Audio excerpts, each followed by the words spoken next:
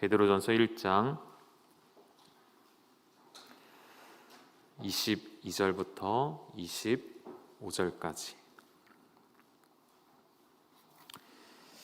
우리 한 절씩 교독하실까요? 베드로전서 1장 22절에서 25절까지입니다. 너희가 진리를 순종함으로 너희 영혼을 깨끗하게 하여 거짓이 없이 형제를 사랑하기에 이르렀으니 마음으로 뜨겁게 서로 사랑하라. 너희가 거듭난 것은 썩어질 시로 된 것이 아니요 썩지 아니할 시로 된 것이니 살아있고 항상 있는 하나님의 말씀으로 되었느니라. 그러므로 모든 육체는 풀과 같고 그 모든 영광은 풀의 꽃과 같으니 풀은 마르고 꽃은 떨어지되 오직 주의 말씀은 세세토록 있도다 하였으니 너희에게 전한 복음이 곧 이 말씀이니라. 아멘. 수요예배에 나오신 여러분을 주님의 이름으로 환영합니다. 우리 옆에 계신 분들과 인사하실까요? 잘 오셨습니다. 오늘 어떤 하루를 보내셨습니까?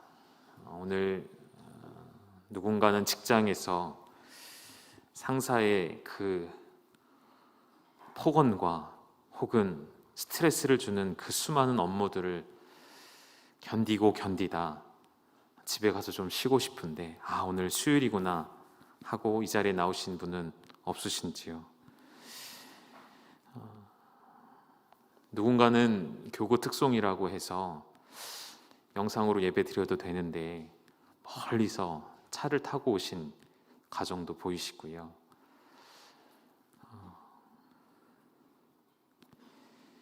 다리를 다치셨는데 거동이 불편하신데도 오늘 수요 예배를 기억하시고 또 나와서 예배하시는 분들도 보이시는 것 같습니다. 우리의 각자의 상황이 다르고 각자의 처한 환경이 다르지만 그 마음만은 동일하다고 생각되어집니다. 하나님 앞에 예배하는 이 시간을 기억하고 하나님을 만나기 위해 나오신 여러분에게 오늘 하나님 말씀이 하나님의 은혜가 여러분 위에 부어지기를 간절히 소망합니다. 요즘 계속 저는 우리 믿음의 선배들, 특별히 1세기의 그리스도인들, 초대교회의 믿음의 선배들이 어떠한 삶을 살았는가 많이 생각해보고 많이 고민해보는 시간인 것 같습니다. 어떻게 보면 그들의 고통이나 우리의 고통이나 각기 다른 시대를 살기 때문에 직접 비교할 수는 없지만 객관적으로 본다면 우리가 지금 당하는 환난, 우리가 받는 고난, 우리가 결정해야 할 믿음의 결단들에 비한다면 1세기를 살아갔던 그리스도인들에게 피부로 와닿는 신앙을 가졌을 때 생기는 문제와 어려움들은 아마도 비교할 수 없는 큰 어려움이었고 목숨을 건, 때로는 가정의 생업을 건 수많은 결단들이 있었을 것 같습니다. 그런 박해와 고난이 찾아왔을 때 그들은 어떻게 견디고 어떻게 이겨냈을까 고민해보고 또 찾아보고 연구를 해봐도 결론은 하나더라고요. 다른 것이 없고 다른 이유가 없고 다른 방법도 없고 하나님의 무엇 때문일까요? 우리에게 주신 하나님의 말씀으로 이겨냈음을 우리는 보게 되어집니다. 하나님의 말씀에 그들은 정말 절대적인 권위를 부여했습니다. 제가 방금 말씀드린 이 문장이 조금 이상하게 들릴 수 있는데요. 하나님의 말씀에 절대적인 권위를 부여했다. 뭐가 이상하죠, 여러분? 하나님의 말씀은 그 자체로도 권위 있는 말씀입니다. 우리가 굳이 권위를 부여하지 않아도 하나님 말씀은 그 자체로서 절대적인 권위를 가진 하나님의 말씀이죠. 여러분 맞습니까? 그런데 문제는 무엇이냐면 하나님의 말씀에 권위가 있음을 알면서도 그 권위를 인정하지 않는 그리스도인들과 교회들 때문에 하나님의 말씀에 절대적인 권위가 있다는 것은 그 말씀만 홀로 권위가 있은 채 서 있는 것이 아니고요. 다시 말해 하나님의 말씀에 권위가 있다는 것은 그 절대적인 권위가 누군가를 향한 절대적 권위라는 것이죠. 하나님의 말씀이 누구를 향한 절대적 권위일까요? 온 세상, 온 우주 만물, 하나님이 지으신 것, 그 모든 것을 향한 하나님의 절대적 권위가 말씀 위에 있다는 것이죠. 여러분, 이것을 인정하신다면, 인정한다라고 여기신다면 다시 한번 우리 삶을 돌아보실 때 하나님의 그 절대적 말씀의 권위 아래 우리는 어떻게 순종하고 있는지를 다시 한번 떠올려 보셔야겠습니다. 말씀의 권위를 부여했다는 말은 인위적으로 했다는 것이 아니라 말씀이 그들의 삶의 중심이 되어 살아갔다는 것을 의미하죠. 계속해서 끊임없이 찾아오는 위협과 환난과 시련과 아픔 가운데 그것을 이길 힘은 지금도 살아있는 하나님의 말씀을 그들이 붙드는 일 외에는 없었다는 것입니다. 여러분, 오늘 하루하루를 이겨내는 그 믿음이, 하루하루를 견디어내는 그 힘이 어디서부터 나오고 있으십니까? 조금만 꺼냈으면 소진되어 버리는 내 에너지가 아니라, 실수투성이인 내 지혜와 내 방법이 아니라 기록되신 하나님의 말씀, 그리고 권위 있는 하나님의 말씀으로 이 세상을 이기시기를 주님의 이름으로 축복합니다. 오늘 그래서 베드로는 이 하나님의 말씀에 대하여서 어떻게 설명을 하냐면, 우리 먼저 23절의 말씀을 한 번만 더 같이 읽어보실까요? 23절을 좀 띄워주시겠습니까? 네, 우리 같이 한번 읽겠습니다. 시작. 너희가 거듭난 것은 썩어질 시로 된 것이 아니요 썩지 아니할 시로 된 것이니 살아있고 항상 있는 하나님의 말씀으로 되었느니라. 아멘. 하나님의 말씀을 뭐라고 표현했냐면 너희를 거듭나게 한 것, 그것이 하나님의 말씀인데 그 하나님의 말씀은 썩어질 시가 아닌 썩지 아니할 시이다 라고 베드로는 이야기하고 있습니다.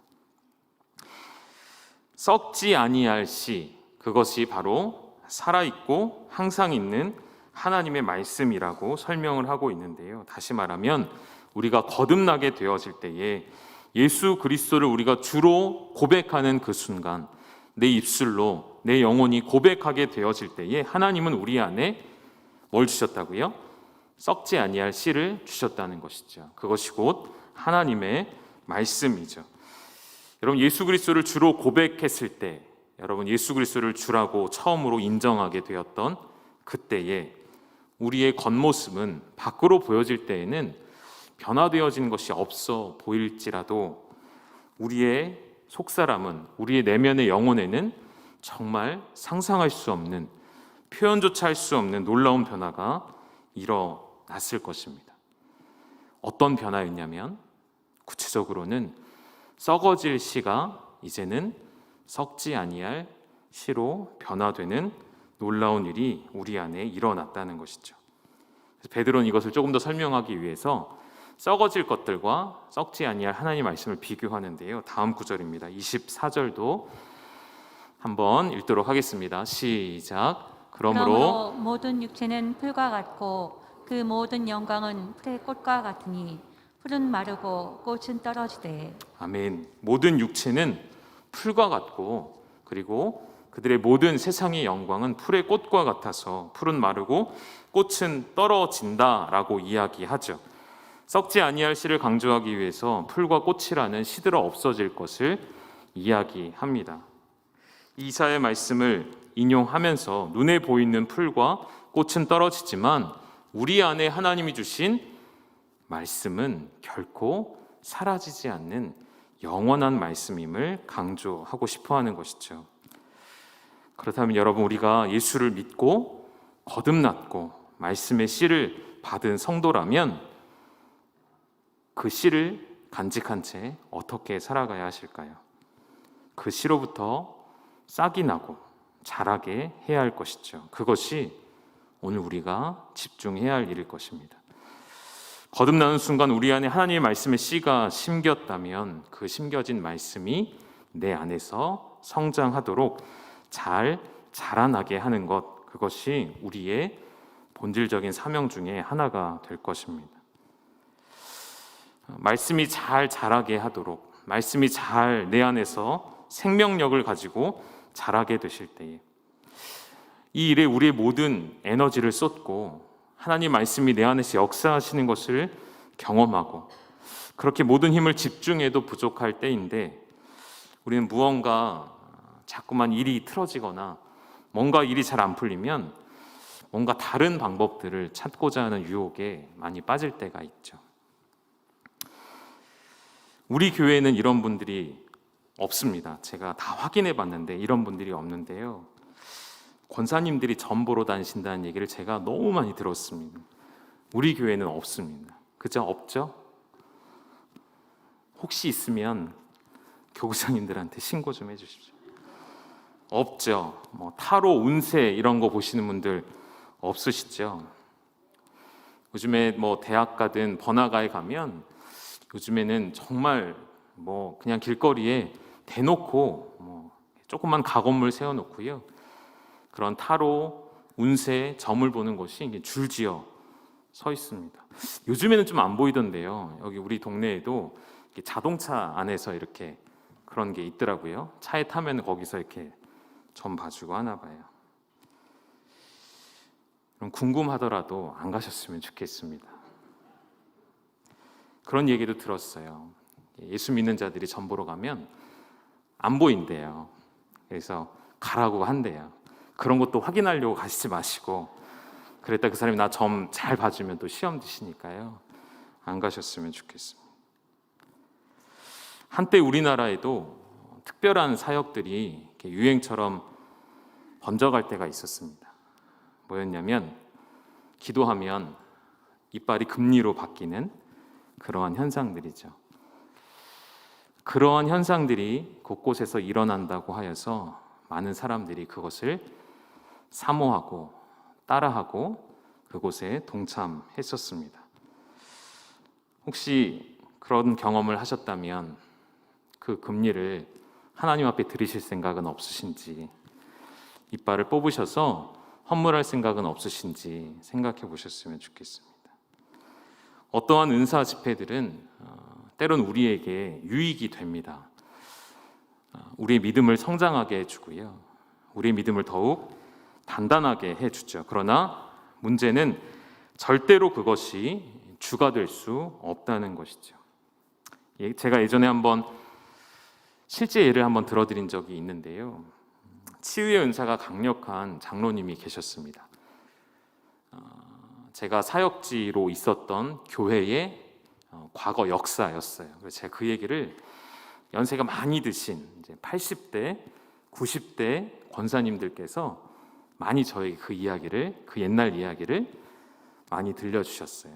제가 전도사로 부임을 했을 때 머리가 하얗신 우리 권사님들이 전도사님 하면서 우리 교회에 옛날에 어떤 일이 있었냐면 하면서 쭉 이렇게 설명을 많이 해주시는 걸 들어봤습니다.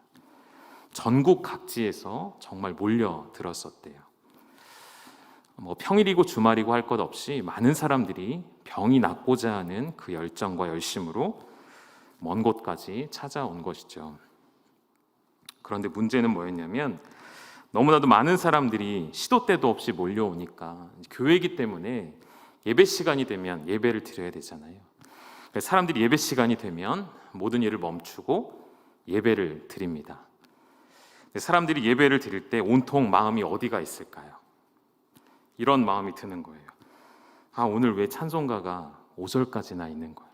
3절짜리 하시면 안 되나? 오늘 왜 목사님 설교가 왜 이렇게 길지? 빨리 끝나고 기도받으러 가야 되는데, 빨리 예배 끝나고 장로님한테 기도받아야 되는데. 여러분, 요즘 우리가 한동안 계속 보고 있는 요한복음의 이야기들의 핵심이 무엇이죠? 그 유대인들과 별반 다를 것이 없다는 것이죠. 유대인들은 계속해서 예수님에게 표적을 요구했습니다. 기적을 요구했습니다. 그리고 나도 그 기적의 주인공, 그 표적의 주인공이 되기를 원했습니다.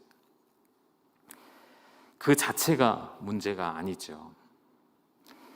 우리 다니엘 기도회에 표어처럼 외치는 말이 있죠. 간증의 주인공이 됩시다. 너무 은혜가 되는 말씀이죠. 나도 하나님의 역사를 간증할 수 있는 그러한 삶, 그러한 사건을 경험하고 싶죠. 그러나 문제는 그것이 주가 되어질 때에, 그것이 본질이 되고자 할 때에 문제가 되는 것입니다. 은사를 부정해서는 안 되지만 은사가 중심이 되어 있는 이 시대에 우리의 신앙과 믿음을 다시 한번 점검해 보자는 것이죠. 저도 눈으로 보았고 경험되었고 실제로 하나님의 놀라운 역사가 우리 삶에 많이 일어납니다. 방언과 예언과 그리고 병고침의 역사는 이 시대에도 일어나는 하나님의 역사가 분명합니다. 그럼에도 불구하고 하나님의 진정한 능력은 어디에 있습니까? 하나님의 말씀에 있음을 알고 하나님의 말씀의 그 능력에 우리의 모든 것을 거는 것이 저는 장로교이고 개혁주의의 핵심이라고 말씀을 드리고 싶습니다. 교회의 역사를 돌아보시죠. 교회의 2000년의 역사를 돌아보십시오. 교회는 무엇으로 지금까지 흔들리지 않고 이어져 왔을까요? 방언과 예언일까요? 그렇지 않습니다. 어떤 다른 기적들과 표적일까요? 그렇지 않습니다. 병고침과 귀신 쫓아내는 능력일까요? 그렇지 않았습니다. 예수님께서 우리에게 그 마지막 말씀을 하실 때에 너희는 가서 예언하고 대언하고 병 고쳐주고 저 사람이 앞으로 어떻게 될 것인가를 점쳐주듯이 알려주라 하지 않으셨습니다. 병 고쳐주고 귀신을 쫓아내므로 교회를 세우라 하지 않으셨습니다. 병이 고침을 받고 귀신을 쫓아내고 이런 건 여러분 다른 종교에도 일어나는 현상 중에 하나입니다. 교회는 그러한 것들로 이어져 오지 않았고 지난 2000년 동안 교회가 이어져 왔던 것은 오직 하나님의 말씀이 살아있기 때문이고 그 말씀에 능력이 있기 때문임을 여러분 믿으셔야 합니다. 오늘 그러한 믿음으로 우리의 마음을 새롭게 하셨으면 좋겠습니다.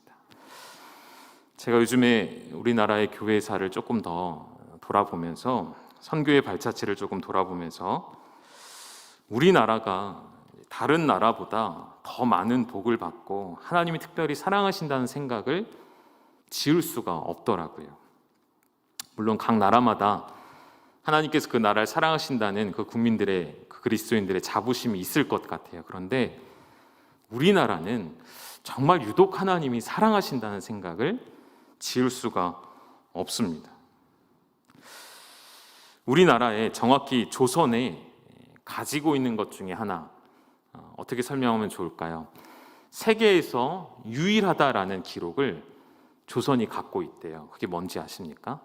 선교와 관련된 조선이 갖고 있는 유일한 기록은 무엇이냐면 선교사님이 들어오기 전에 유일하게 성경이 먼저 들어온 민족, 선교사님이 발을 딛기 전에 하나님의 말씀인 성경이 먼저 전파된 민족이라는 타이틀이 우리나라가 가지고 있는 놀라운 은혜라는 것이죠.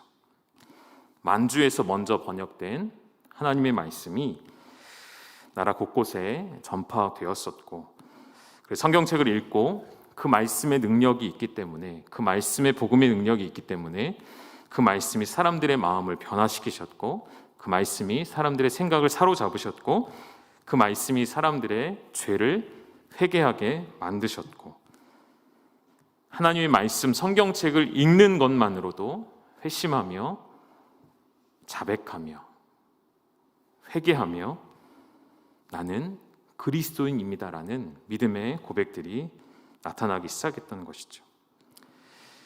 선교사님들이 들어오기 시작했을 때 이미 소수의 사람이지만 그리스도인들이 되어 있는 자들이 있었다는 기록입니다. 여러분 아프리카에 사역하신 선교사님들의 간증 들어보신 적 있으시죠? 아프리카에 사역하신 선교사님들의 가장 큰 고충 중에 하나가 무엇인지 아십니까? 열악한 환경, 그것보다 더 어려운 것이 있습니다. 배우지 못한 어떤 문맹률, 아니요, 그것보다 더 큰 어려움이 있다고 합니다. 무엇이냐면 아무리 선교사님들이 열심히 수개월 동안, 수년 동안 복음을 가르치고 경건한 신학과 교리와 예수 그리스도의 사랑을 가르쳐 놓아도 그때뿐인 거예요. 선교사님이 잠시 자리를 비우면 그새 그들의 토착 종교로, 그새 샤머니즘으로 그들이 가지고 있는 토착 종교와 복음을 융합시키고 섞어버리는 혼합주의적인 신앙이 그들에게서 끊어지지가 않는 것, 그것이 가장 큰 고충이라 이야기를 하십니다. 그럼 왜 그럴까요? 그들이 배우지 못해서 그럴까요? 아니요.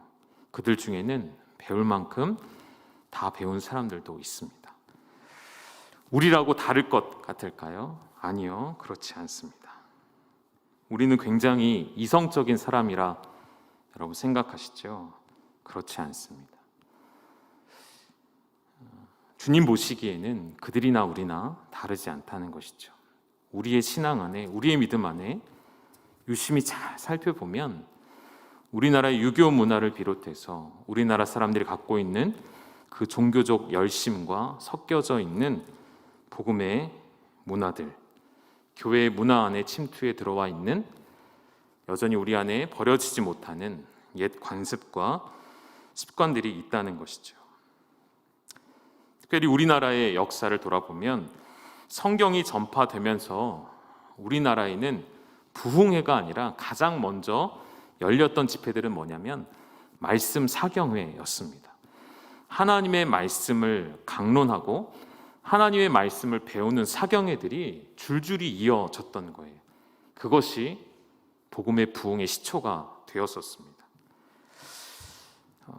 언더우드 선교사님의 고백에 의하면 이 민족은, 이 지역의 성도들은 얼마나 하나님의 말씀을 사모하냐면 말씀 사경회가 열리면 다른 타 지역에서 그 소식을 듣고 며칠씩 걸어서 집회에 참석한다는 거예요. 며칠 밤낮을 2박 3일 3박 4일이 아니에요. 열 나흘 동안 하나님의 말씀을 배우면서 그 자리를 떠나지 않는답니다. 여기서 사경회가 열리면 그거로 끝나지가 않는데요. 그 사경에 참석했던 사람들이 2주씩 3주씩 말씀을 배우고 자기 동네로 돌아가서 또 말씀 사경회를 여는 거예요. 이러한 일로 이 땅 가운데 놀라운 복음의 역사가 일어났었습니다. 우리 믿음의 조상들이 성경을 얼마나 사모했는지를 우리가 기억했으면 좋겠습니다. 그 말씀 사경에 그 순수한 하나님의 말씀이 변질되어서 많은 부흥에, 하나님의 말씀이 강력하게 임하면 그 뒤에 따라오는 하나님의 은사와 우리에게 주시는 선물들은 자연스럽게 따라오는 것이죠. 다시 말하면 하나님의 말씀이 있는 그대로 선포되어지고 그 말씀 앞에 우리의 영혼이 반응하게 되어지면 그 뒤에는 하나님의 자녀들에게, 하나님의 백성들에게 하나님의 은사를 주시는 것입니다. 그런데 우리의 모든 집회 목적이 언젠가부터 뒤바뀌었죠. 은사를 받기 위해 집회에 참석하는 것이죠. 은사를 경험하고 싶어서 집회를 찾아다니는 것이죠. 기적을 보기 위해서 하나님의 말씀을 찾는 것이죠. 그런 시대를 우리가 지금 살아가고 있다는 것이죠. 은사를 부정하는 것이 절대 아닙니다. 은사를 약화시키려는 것도 절대 아닙니다. 여러분 오해하지 말고 들으셔야 합니다. 말씀과 은사에는 분명한 순서가 있고 곧 말씀과 은사는 따로 떨어져 있는 것이 아니라는 것, 오늘 이따가 본문을 통해서도 한번 여러분께 확인시켜 드리도록 하겠습니다. 잠깐 일본의 예를 좀 들어드리고 싶은데요. 일본은 가보신 분들은 아시겠지만 거리마다 교회를 찾아보기가 너무나도 힘든 그러한 시대입니다. 그리스도인을 만나보는 것 거의 불가능에 가깝고요. 골목골목 깊이 찾아가면 교회 하나를 발견할 수 있을까 말까입니다. 그들에게 복음이 왜 이토록 전파되지 않고 길이 막히는 것일까를 생각할 때 그들의 문화, 그들의 삶 자체가 종교이기 때문에 그들은 태어나서 죽는 순간까지 그들의 국교와 같은 종교를 가지고 살아가죠. 처음에 우리나라보다 훨씬 먼저 복음을 받아들였던 일본은 그 복음이 성경, 곧 하나님의 말씀으로 전파되는 것이 아니었고요.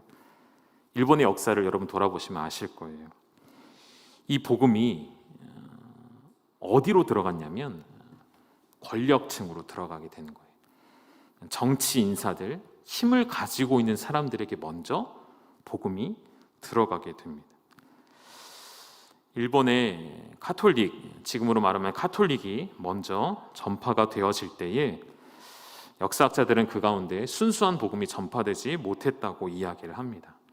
그들에게 있어서 이 종교는, 이 그리스도교라고 하는 종교는 일본의 야망과 일본의 대륙을 진출을 위한 하나의 도구로서 쓰여지게 되어집니다. 사진을 하나 좀 보여드릴까요? 여러분, 실제로 임진왜란 때에 일본 장수가 이끌고 들어온 군대의 깃발 중에 하나가 십자가 모양을 하고 있었다고 학자들은 기록에 남겨놓았습니다. 실제로 1592년 4월 13일 날짜까지 정확하게 기록이 되어 있습니다.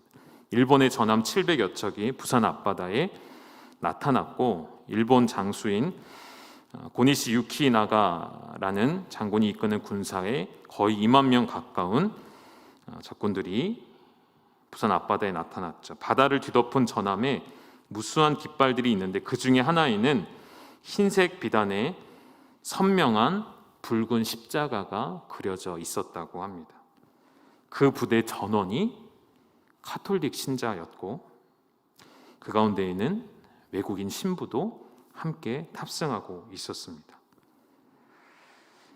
당시 예수회의 신부였던 루이스 프로이라는 사람은 일본사에 어떤 기록을 남겨놓았냐면 그대로 읽어드릴게요. 우리 하나님은 도요토미 히데요시를 성스러운 검으로 선택하셨다. 십자가의 적들로부터. 십자가의 적이 누구였을까요? 조선이었습니다. 십자가의 적들로부터 거대한 승리를 얻게 될 것으로 우리는 믿는다. 일본의 성스러운 검은 중국 대륙으로 가기 위해 조선의 명줄을 겨누었다. 이런 기록이 여러분 있습니다. 복음이 복음되지 못하고 하나님의 말씀이 말씀으로 전파되지 못하고 정치 세력과 결탁하게 되어질 때에 이런 결과를 가져오게 되었던 것이죠. 그에 반해 우리나라는 얼마나 감사한지요.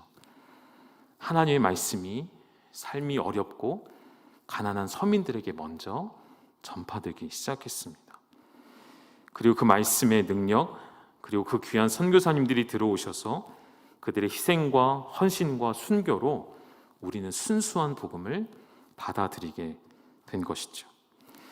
그 말씀을 가진 자들이 복음을 증거하여서 많은 사람들이 변화되어지고 이 나라의 민족이 변화되어졌습니다.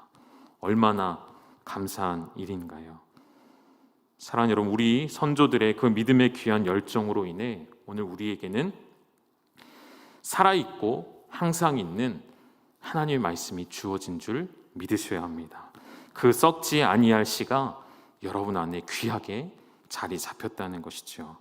여러분, 그 말씀의 씨가 여러분 안에서 자라고 있으십니까? 성장하고 있습니까?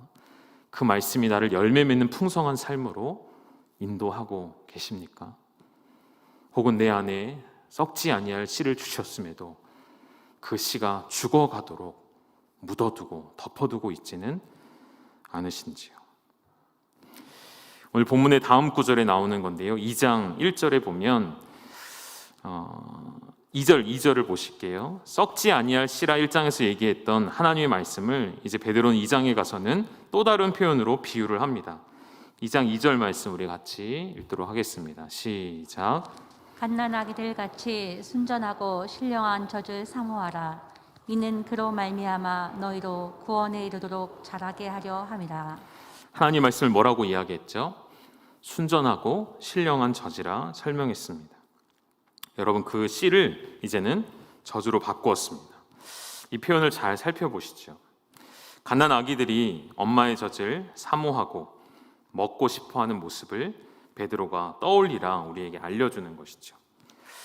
여러분, 우리 안에 심겨진 말씀의 씨앗이 자라는 것처럼 예수 그리스도를 주로 고백하고 거듭날 때에 하나님께서 우리에게 말씀을 주셨기에 그 말씀의 씨가 심겨졌고 그것이 자란다는 것은 결국 우리의 믿음이 성장하고 우리의 신앙이 성장한다는 것을 의미하는 것이죠. 다시 말하면 여러분 안에 심겨진 그 말씀의 씨를 자라게 하는 것은 그 말씀이 우리의 믿음과 우리의 신앙을 성장시켜야만 한다는 것입니다. 우리를 자라게 하시려고 우리 안에 말씀의 씨앗을 주셨습니다. 그래서 우리는 계속해서 사모하기를 순전하고 신령한 젖을 먹기를 사모해야 한다는 것이죠. 어떠한 말씀을 어떻게 먹어야 하는가? 먼저 이 말씀에 대해 베드로는 순전하다라는 표현을 썼는데요. 이 순전하다라는 말은 다른 것이 섞이지 않은 완전한 순전함을 의미합니다. 순전하고 순수하고 기만이나 계략이 없는 순전한 복음, 순전한 말씀. 하나님의 말씀을 정치적 의도나 혹은 다른 나라를 정복하기 위한 도구로 썼던 일본의 결과가 지금의 현재라면 오늘 우리는 그 하나님의 말씀을 내 영혼 가운데 무엇을 위해 취하고 있는지, 정말 여러분 하나님의 말씀을 하나님의 말씀 되도록 순전하고 순수하도록. 여러분, 딸기 우유가 맛있을까요? 흰 우유가 맛있을까요? 좀 어려운가요? 좀 바꿔서 여러분, 커피 우유가 맛있을까요? 흰 우유가 맛있을까요? 흰 우유는 그것만 먹을 때는 그게 맛있는 줄 알지만 다른 게 첨가된 다른 맛을 보기 시작하면 흰 우유를 우리 아이들이 먹기 싫어하게 되죠. 여기 쓰여진 이 아돌로스라는 이 헬라어 단어는 아무것도 섞이지 않은 순전한 우유를 나타내는 말입니다. 여러분, 하나님의 있는 그대로의 말씀이 얼마나 순전하고 얼마나 순수한지요. 그래서 우리는 때론 오해할 수 있습니다. 하나님의 말씀이 밋밋하게 들리고 별거 없고 그냥 뻔하게 들리는 설교가 될 수도 있죠. 뭔가 새로운 것, 뭔가 특별한 것, 뭔가 더 놀라운 것, 뭔가 더 맛있는 것. 여러분, 하나님 말씀은 그렇지 않습니다. 하나님의 말씀은 있는 그대로 받으셔야 합니다. 성경 말씀을 있는 그대로 한 구절 읽을 때 저런 여러분의 마음 가운데 감동이 있기를 간절히 소망합니다. 제가 여러분을 위해 기도하는 것은 여러분이 다른 복잡한 신앙, 복잡한 교리를 떠나서 하나님의 말씀, 살아있는 그 말씀, 항상 내 안에 계신 하나님의 말씀, 내가 말씀을 읽을 때면 내 안에 심겨진 하나님 말씀의 씨가 반응하여서 내 안에 자라게 되고 그 충만함을 경험하게 되는 것, 그것으로 만족하는 여러분의 신앙 될 수 있기를 간절히 소망합니다. 육체가 병들게 되는 이유 중에 하나가 잘못된 식습관 중에 큰 이유가 들어가 있죠. 그래서 많은 분들이 이제 질병에 걸리시게 되면 제일 먼저 하는 게 뭐죠, 여러분? 식습관을 다시 조절하는 것입니다. 식이요법을 시작하는 것이죠. 음식만 바꿔도 건강이 많이 좋아진다는 것 알고 계시죠? 근데 아이러니하게도 제가 이 설교를 준비하면서 콜라를 한 잔 마셨다는 게 아니겠습니까? 그런 것만 추려도 우리의 육체가 얼마나 건강해지는지를 알 수 있는데, 여러분, 우리 영혼도 마찬가지이죠. 우리 읽지 않았지만 2장 1절에 나오는 표현들, 우리 안에 가득한 악독함과 시기함과 질투함과 비방함들이 우리 안에 가득 차 있을 때 하나님의 말씀이 내 안에서 나올 때에 그런 감정들이 섞여 버리는 거예요. 하나님의 말씀이 있는 그대로 주어지지 아니하고 내 영혼에 필요치 않은 것들을 내가 자꾸만 먹고 마시게 되면 그 영혼은 무너질 수밖에 없는 것이죠. 개인 프라이버시가 있는 문제이긴 하지만 익명으로 제가 말씀드릴 거니까 제 후배 귀한 목사님 중에 한 분인데요. 이 친구는 본심은 그렇지 않겠죠. 그런데 늘 입에 불평과 불만을 달고 살기도 합니다. 늘 원인을 밖에 둬요. 내가 아니라 저 사람 때문에,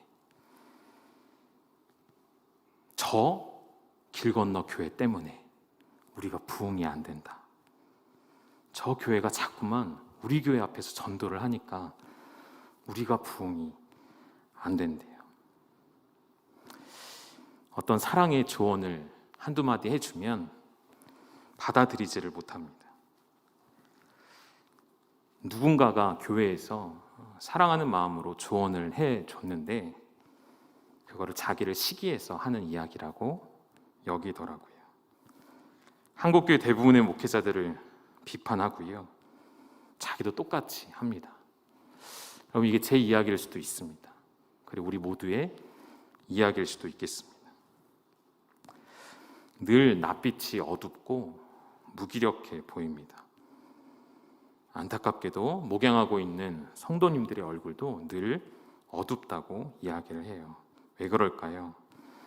하나님의 말씀이 우리 영혼을 살찌우는 것이 당연한데 그 말씀에 다른 것들이 섞여져 있고 그 말씀에 우리의 정욕이 들어가 있고 그 말씀에 내 의도가 들어가 있고 그 말씀에 불건전한 것들이 섞여져 있으면 그것을 자신도 먹고 성도님들도 먹기 때문에 늘 어둡고 무기력할 수밖에 없는 것이죠. 여러분, 우리는 무엇을 먹기를 원하고 무엇을 마시기를 원하십니까? 우리 다시 온전하며 순전하신 하나님의 말씀만 먹는 자리로 나아가시기를 주님의 이름으로 축복합니다. 두 번째는 신령하다라고 했습니다. 하나님의 젖을 신령하다라고 했는데 오늘 제가 여러분께 꼭 알려드리고 싶은 것이 오늘 이 단어입니다. 신령한이라는 단어에 주목을 해보실게요. 이 신령하다라는 헬라어 단어는 로기코스입니다. 여러분께 문제를 하나 드릴게요. 이 로기코스는 어떤 단어로부터 시작된 말일까요? 이 단어의 어원은 무엇일까요? 조금만 생각해 보시면 맞출 수 있어요. 그죠? 아시겠죠? 뭐라고요? 로고스예요. 여러분, 로고스는 무슨 단어이죠? 무슨 뜻이죠? 로고스는 말씀입니다. 제가 하고 싶은 메시지가, 제일 중요한 메시지가 이 안에 담겨져 있어요. 로기코스라는 단어는 로고스에서부터 출발되어져서 이 단어의 뜻은 크게 세 가지로 볼 수 있습니다. 첫 번째는 말씀에 라는 뜻이고요. 두 번째는 이성적인 이라는 뜻이고, 세 번째는 뭐라고 되어 있죠? 영적인 뜻도 가지고 있습니다. 이 말씀이 신약 성경에 이 단어가 딱 두 번만 등장을 하거든요. 그런데 두 번 등장할 때 둘 다 그 번역이 말씀 혹은 이성적인 이라는 뜻으로 번역되지 않고요. 마지막에 있는 영적인 단어로 번역이 되어 있습니다. 그 나머지 한 구절을 확인해 보실까요? 로마서 12장 1절입니다. 우리 잘 아시는 말씀이죠. 함께 읽겠습니다. 시작. 그러므로 형제들아, 내가 하나님의 모든 자비하심으로 너희를 권하노니 너희 몸을 하나님이 기뻐하시는 거룩한 산 제물로 드리라. 이는 너희가 드릴 영적 예배니라. 아멘. 여러분, 이 말씀 중에, 이 구절 중에 어떤 단어가 로기코스일까요? 맞습니다. 마지막에 나와 있는 영적 예배니라 할 때 이 영적이라는 말이 로기코스이죠.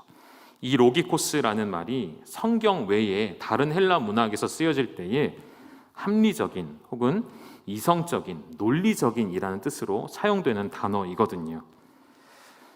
그러니까 우리가 착각하고 있는 중요한 문제가 있습니다.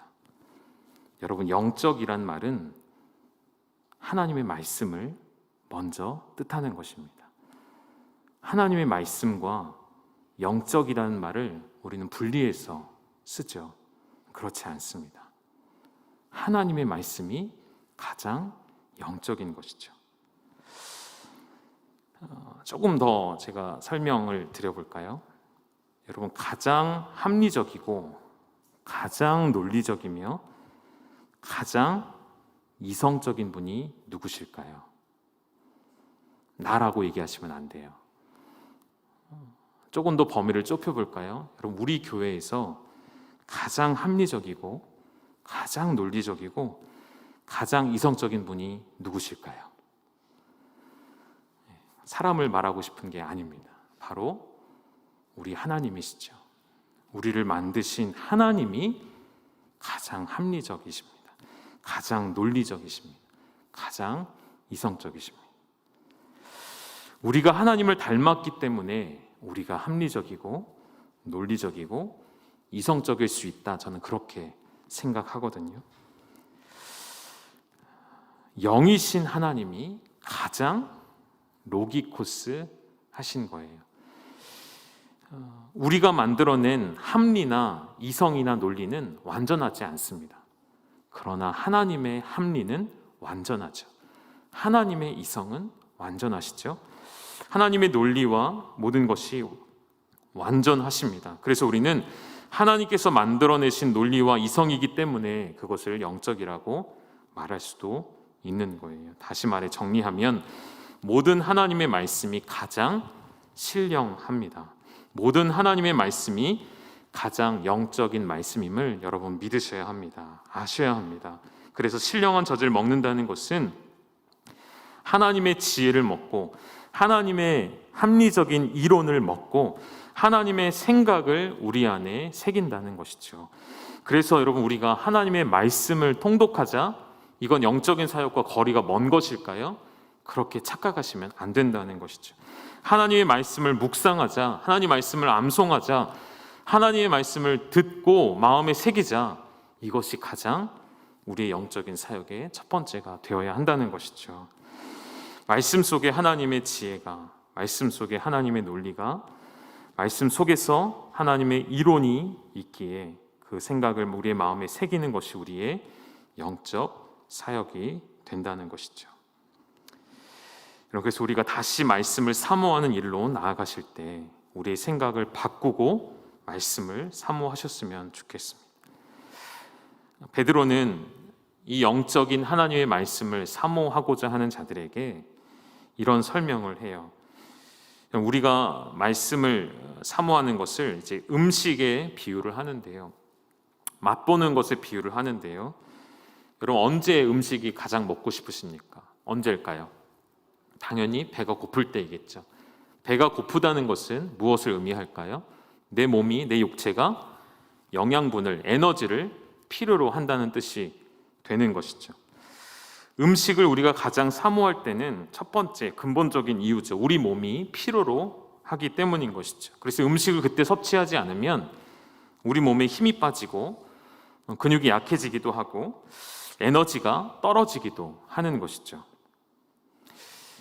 그래서 몸이 음식을 섭취함으로 우리의 몸이 힘을 보충해서 활동을 하게 하려는 것이죠.